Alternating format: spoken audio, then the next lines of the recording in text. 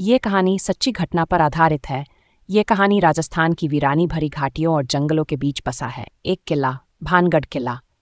दिन के समय ये खंडहरों जैसा दिखाई देता है, लेकिन जैसे ही सूरज डूबता है इसकी दीवारें रहस्यों से भर उठती हैं।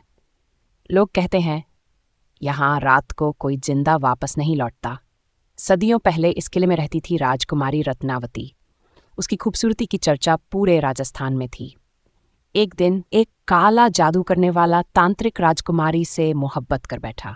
वो जानता था कि राजकुमारी तक पहुंचना असंभव है, इसलिए उसने जादू का सहारा लिया। जब राजकुमारी बाजार में इत्र खरीद रही थी, तांत्रिक ने उस इत्र की शीशी पर मंत्र फूंक दिया ताकि राजकुमारी उसकी दीवानी हो जाए। लेकिन राजकुमारी ने तुरंत उसकी चालाकी पकड़ ली। उसने गुस्से में इत्र की शीशी पास के एक बड़े पत्थर पर दे मारी। जादू से भरा वो पत्थर राजकुमारी ने वो शीशी पत्थर पे मारा। जादू से भरा वो पत्थर घूमता हुआ वापस आया और तांत्रिक को ही कुचल डाला।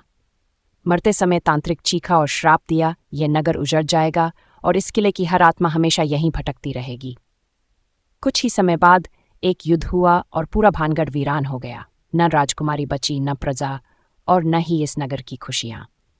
आज भी किले के बाहर एक बोर्ड लगा है, सूर्यास्त के बाद और सूर्योदय से पहले इस किले में प्रवेश वर्जित है, क्योंकि रात रलते ही यहाँ से अजीब आवाज़ें सुनाई देती हैं। कभी किसी औरत के रोने की चीख, कभी जंजीरों के घिसने की खनक, कभी अचानक से महकता इत्र, और कभी सफ़ेद परछाइयाँ जो दीवारों पर चलती हुई दिखाई देती हैं। लोग कहते हैं ये वही रत्नावती है जिसकी आत्मा अब भी इस किले में भटक रही है, और वो तांत्रिक जिसकी मौत हुई थी, उसकी काली परछाई अब भी इस जगह को अपने श्राप से जकड़े हुए है। सोचो, रात का सन्नाटा, टूटी दीवारें में गूंजती एक चीख, शायद वो रत्नावती की आत्मा है, या शायद वो तांत्रिक जो अब भी बदला लेने की तलाश में है। भानगढ़ का श्राप आज भी जिंदा है।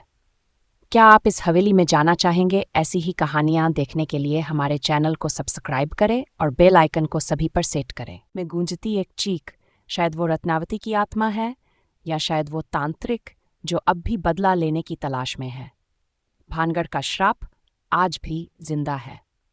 क्या आप इस हवेली में जाना चाहेंगे? ऐसी ही कहानियां देखने के लिए हमारे चैनल को सब्सक्राइब करें और बेल आइकन को सभी पर सेट करें।